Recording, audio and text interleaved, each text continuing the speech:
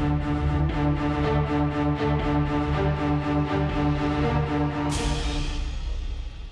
Anil Thomas, താങ്കൾ നേരത്തെ പറഞ്ഞതിന്റെ തുടർച്ച, ഡി സിനിമാസ് ഇപ്പോൾ അടച്ചുപൂട്ടലിലേക്ക് നീങ്ങിയത് ഒരു നിയമങ്ങളും പാലിക്കാതെയാണ് താങ്കൾ പറയുന്നത്. പക്ഷെ അങ്ങനെയല്ല, അനധികൃതമായ ഭൂമിയിലാണ് നിർമ്മാണം നടത്തിയത് എന്ന് കണ്ടെത്തിയിട്ടുണ്ട്. അതിന്റെ പരിശോധനകൾ തുടരുന്ന ഘട്ടത്തിൽ ഇപ്പോൾ പ്രവർത്തിപ്പിക്കാനാവില്ല എന്നുള്ള രീതിയിലാണ് അത് അടച്ചുപൂട്ടിയിരിക്കുന്നത്.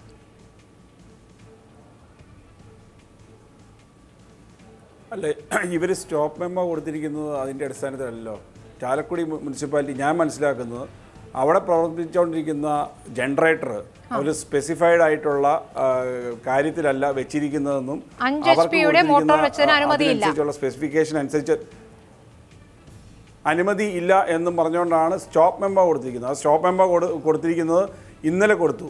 ഇന്നലെ വെള്ളിയാഴ്ച ഇവിടെ കേരളത്തിൽ 2-3 ചിത്രങ്ങൾ റിലീസ് ചെയ്ത് അതിൽ 2ഓളം ചിത്രങ്ങൾ അവിടെ റിലീസ് ചെയ്ത് കളക്ഷനിൽ പൊക്കോണ്ടിരിക്കുമ്പോൾ ഇതിന്റെ നിയമ നടപടികൾ പാലിക്കാം.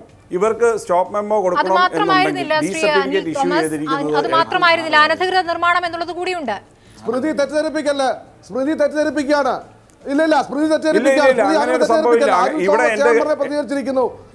അനില് ഇല്ല സ്മൃതി ഇവിടെ തെറ്റിദ്ധരിപ്പിക്കുകയാണ്. സ്മൃതി ഒരു കാര്യം മനസ്സിലാക്കണം, തൂണിക പടവളാക്കിയ മാതൃഭൂമി ചാനൽ ഇരുന്നുകൊണ്ട് അനീതി സംസാരിക്കാൻ പാടില്ല.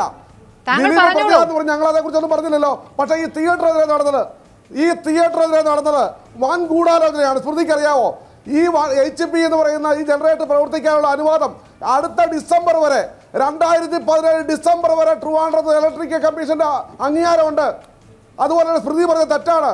അവിടെ ദിലീപിന്റെ തിയേറ്റർ ഇരിക്കുന്ന സ്ഥലത്ത് ഒരു കയ്യേറ്റമില്ലെന്ന് ജില്ലയിലെ ഔദ്യോഗിക ഉത്തരവാദിത്തമുള്ളവർ പറഞ്ഞു കഴിഞ്ഞു. അവിടുത്തെ കൗൺസിലർ, BJPയുടെ കൗൺസിലർ പറഞ്ഞു ഈ പാടവും ഇല്ല, മുനിസിപ്പാലിറ്റിക്ക് റവന്യൂ ഭൂമിയിൽ ഒരു അവകാശവും ഇല്ല. സ്മൃതി ഇതെന്തായി പറയുന്നത്? ഈ ബിൽഡിങ്ങിന് അനിൽ പറയട്ടെ. ശ്രീ അനിൽ തോമസ് പറഞ്ഞോളൂ. അല്ല, ഇത് പറഞ്ഞു വന്നത് ഇതാണ്. ഈ മുനിസിപ്പാലിറ്റി സ്റ്റോപ്പ് മെമ്മോ കൊടുത്തിരിക്കുന്നത്, ഇന്നലെ സ്റ്റോപ്പ് മെമ്മോ കൊടുത്തിരിക്കുന്നത് ഞങ്ങൾക്ക് കിട്ടിയ രേഖകൾ പ്രകാരം അവർ ഈ എഞ്ചിൻ പ്രവർത്തിപ്പിക്കാനായിട്ടുള്ള അധികാരം ഇല്ല എന്നുള്ള ഇതിലാണ്. അത് വളരെ സ്പെസിഫിക് ആയിട്ട് പറയാം. ഇവിടെ നിയമങ്ങളുണ്ട്. അല്ല, 27 നോട്ടീസ് കൊടുത്തു. ഇന്നലെ വന്നിട്ട് തിയേറ്റർ ഇറക്കണമെന്നും പറഞ്ഞുകൊണ്ട് അവിടെ ഓടിക്കൊണ്ടിരിക്കുന്ന ആൾക്കാരെ വരെ ഇറക്കി വിടണമെന്നും പറഞ്ഞുകൊണ്ടാണ് സ്റ്റോപ്പ് മെമ്മോയ്ക്ക് വേണ്ടി വന്നത്. അപ്പം ഇതിനകത്ത് പറഞ്ഞ സ്റ്റോപ്പ് മെമ്മോ കൊടുത്ത സംഭവമല്ല, അതിൻ്റെ കാരണമാണ് പറഞ്ഞിരിക്കുന്നത്. അതായത് ഈ തിയേറ്റർ മതിയായ രേഖകളില്ലാത്ത സ്ഥലത്താണോ അല്ലയോ എന്നുള്ളതൊക്കെ ഇപ്പോൾ സജി പറഞ്ഞ പോലെ പരിശോധിച്ച് അല്ല എന്നുള്ളത് വന്നിട്ടുണ്ട് ഇവിടെ. അപ്പോൾ ഇതിനകത്ത് വേറൊരു കാരണം ഇപ്പോൾ കണ്ടുപിടിച്ചിട്ട് അത് ദിലീപിൻ്റെ തിയേറ്റർ ആയതുകൊണ്ട് അവിടെയാണ് ഇവിടെ ഒരു പ്രശ്നം. വ്യവസായം ചെയ്യുന്ന ഞങ്ങൾക്കുള്ളൊരു പ്രശ്നം, വ്യവസായികളായിട്ടുള്ള ഞങ്ങൾക്ക് ഇങ്ങനെ ഒരാൾ ഇപ്പോൾ ഒരു കേസിൽ പ്രതി ചേർക്കപ്പെട്ടിട്ടുണ്ടെങ്കിൽ അദ്ദേഹത്തിൻ്റെ വേറെ എന്തെങ്കിലും മറ്റേ വസ്തുക്കളിൽ ഇറഗുലാരിറ്റി നടന്നിട്ടുണ്ടോ എന്നുള്ളത് അന്വേഷിക്കുന്നതിന് അത് തെറ്റൊന്നുമില്ല. പക്ഷേ അത് വളരെ ക്ലിയർ ആയിട്ട് ഉള്ള ഒരു സംഭവമാകുമ്പം അത് തീർച്ചയായിട്ടും നിയമ നടപടികൾ അതിൻ്റെതായ വഴിക്ക് പോകണം. അതായത് ഡി സർട്ടിഫിക്കറ്റ് ഇതിലേക്ക് ചേർത്ത് വെക്കുകയാണ്. അവർക്കെതിരെയും നാളെ ഒരു ഘട്ടത്തിൽ ഈ തരത്തിലൊക്കെ വന്നേക്കാമെന്നുള്ള ആശങ്കയാണ്. ഒരു മുനിസിപ്പാലിറ്റി ഒരു നോട്ടീസ് കൊടുക്കേണ്ട മര്യാദയില്ലേ? ഒരു നോട്ടീസ് കൊടുക്കേണ്ട മര്യാദയില്ലേ? ഇതെന്താ ബുർക്കാങ്കടയാണോ? അവര് എഴുതി ചോദിക്കേണ്ടത് ഡി സർട്ടിഫിക്കറ്റ് കൊടുത്ത ഇലക്ട്രിക്കൽ ഇൻസ്പെക്ടറേറ്റിലാണ്, അല്ലാതെ ഇവിടെ കൊണ്ട് സ്റ്റോപ്പ് മെമ്മോ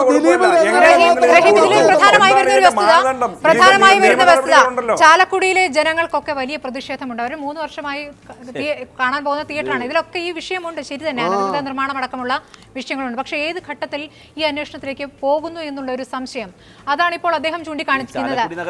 അല്ല, പറയട്ടെ, ഈ പൊതുവികാരം എങ്ങനെ വരുന്നു എന്നുള്ളത് പ്രധാനമായി പോലീസും കാണുന്ന ഘട്ടത്തിൽ, അതായത് ഈ കോടതിയിലേക്ക് കൊണ്ടുപോകുമ്പോൾ പോലും എങ്ങനെയൊക്കെ ശ്രദ്ധിക്കണമെന്ന് പോലീസ് ശ്രദ്ധിക്കുന്ന ഘട്ടത്തിൽ ഇതുകൂടി ആലോചിക്കേണ്ടതല്ലേ? ഈ ഒരു അന്വേഷണം കഴിയും വരെ എല്ലാം കൂടി അതൊക്കെ നമുക്ക് കേരളീയ സമൂഹത്തെ അണ്ടർ എസ്റ്റിമേറ്റ് ചെയ്യുന്നതാണ്. ശ്രീ റഹീം, ഞാൻ പറഞ്ഞല്ലോ 2 കൊല്ലം മുമ്പ് ഞങ്ങൾ തന്നെ ഈ വാർത്ത റിപ്പോർട്ട് ചെയ്തതാണ്. അതൊന്നും നടപടി ഉണ്ടായിട്ടില്ല. അല്ല, ഞാൻ പറയട്ടെ ശ്രീ ഇവിടെ ഇപ്പോൾ ശ്രീ PC ജോർജ് അന്ധമായി അദ്ദേഹത്തെ ന്യായീകരിക്കുന്നു. ശ്രീ സജി നന്ദിയായിട്ട് അങ്ങോട്ട് പറയാൻ പറ്റുന്നില്ല. പക്ഷേ ഇങ്ങനെ പറയാൻ കിട്ടുന്ന അവസരങ്ങളെല്ലാം വല്ലാതെ വികാരനിർഭരനാകുന്നു. വേറൊരാൾ ഇൻഡസ്ട്രിക്ക് വേണ്ടി സംസാരിക്കുന്നു. ഇഷ്യൂസായി ബേസ്ഡ് കാണണം. ഇവിടെ നിങ്ങൾ പറയുന്നത്, ഇപ്പോൾ സ്മൃതി ചോദിച്ച ചോദ്യം കേരളീയ സമൂഹത്തിൽ നിന്ന് എന്തെങ്കിലും അനുകൂലമായൊരു തരംഗം, അങ്ങനെ കേരളീയ സമൂഹത്തെ അണ്ടർ എസ്റ്റിമേറ്റ് ചെയ്യരുത്. ഇതുപോലൊരു കേസിൽ കുറ്റാരോപിതനായി നിൽക്കുന്ന ഒരാളോട് ഏതെങ്കിലും തരത്തിലൊരു മേഴ്സി ദയ ഈ സമൂഹം കാണിക്കുമെന്ന് കരുതുന്നുണ്ടോ? അതൊന്നും കരുതുന്നില്ല. നമ്മളൊരു എക്സ്ട്രാ ജുഡീഷ്യലായിട്ട് നമ്മളൊരു പരിധിക്കപ്പുറത്ത് ഏതെങ്കിലും ഒരു തരത്തിൽ അദ്ദേഹത്തെ ആക്രമിക്കാനോ ഒന്നുമല്ല ഞാൻ ശ്രമിക്കുന്നത്. ഞാൻ അതിനകത്ത് കൃത്യമായി പറയുന്നത്, ഇപ്പോൾ ഇവിടെ എന്തിനാ ഇതിനെ കൂട്ടി കിട്ടുന്നത്? ഇവരിത്രയും വികാരനിർഭരാകുന്നതിനാ? ഒരു മുൻസിഫ് കോടതിയിലേക്ക് പോയാൽ മതിയല്ലോ. ഇത് തെറ്റാണ്, ട്രിബ്യൂണലിൽ പോകാലോ. എത്ര നിസ്സാരമായി നടക്കും.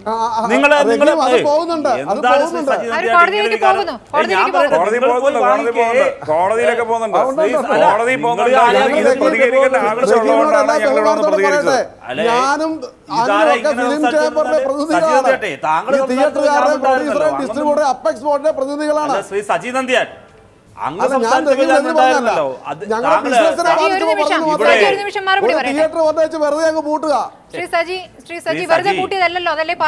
വഴിയെ പോയവരൊന്നും പൂട്ടിയതല്ലോ. ഇതൊക്കെ ഉത്തരവാദിത്തപ്പെട്ട ഭരണസമിതി. ഇപ്പോൾ അവിടുത്തെ നിങ്ങളെന്താ പറയുന്നത്, അവിടുത്തെ ഒരു നഗരസഭ തീരുമാനമെടുക്കുന്നു, ആ നഗരസഭയിൽ ഒരു സെക്രട്ടറി ഉണ്ടല്ലോ, അവർ നിയമം നോക്കിയിട്ടില്ല അവർ ചെയ്യുക. അവരിതിനെ കുറിച്ച് വല്ലതും പറഞ്ഞിട്ടുണ്ടോ? ഇല്ലല്ലോ. അവരാണല്ലോ ഓർഡർ ഇഷ്യൂ ചെയ്യുക, എക്സിക്യൂട്ട് ചെയ്യുന്നത്. ഇവിടെ ഇത് റവന്യൂ അധികൃതരുടെ ഭൂമി കൈയേറ്റം. അപ്പോൾ താങ്കൾ പറയുന്നത് അവിടുത്തെ ഏതൊരു BJP കൗൺസിലർ എന്തോ സാക്ഷ്യപ്പെടുത്തിയെന്നാണ്. നിങ്ങൾ അദ്ദേഹത്തെ സാക്ഷിയാക്കിയിട്ട് കോടതി പോ. ഇവിടെ ആരെ തടസ്സം? ഇവിടെ ഒരു ഗവൺമെന്റിന്റെ മുമ്പിൽ, അധികൃതരുടെ മുമ്പിൽ ഒരു പരാതി ഉയർന്നു വന്നാൽ പറയട്ടെ സർ, ആ പരാതിയുടെ മെറിറ്റ് നോക്കും, നിയമപരമായ വശം നോക്കും. നിയമപരമല്ല, മെറിറ്റ് ഇല്ല എങ്കിൽ നടപടിയെടുക്കും. എവിടത്തെ ആളായാലും നടപടിയെടുക്കും. ശരി, നിയമപരമായി തന്നെ നിങ്ങൾ തീരുമാനിക്കുകയും നമ്മുടെ സമയം അവസാനിക്കുകയാണ്. കുറ്റപത്രം കുറ്റമറ്റതാകുമോ എന്നതാണ് നമ്മുടെ ചോദ്യം. അതായിരുന്നു. പക്ഷേ അതിൽ പലതരത്തിലുള്ള അഭിപ്രായങ്ങൾ തന്നെ ഉയർന്നു വന്നിരിക്കുന്നു. ചർച്ചയിൽ പങ്കെടുത്ത എല്ലാവർക്കും വളരെയധികം നന്ദി.